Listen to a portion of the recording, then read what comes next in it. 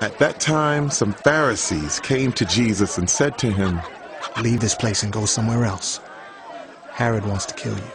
He replied,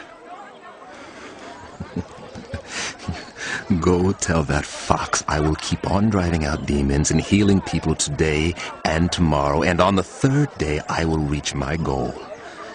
In any case, I must press on today and tomorrow and the next day, for surely no prophet can die outside Jerusalem.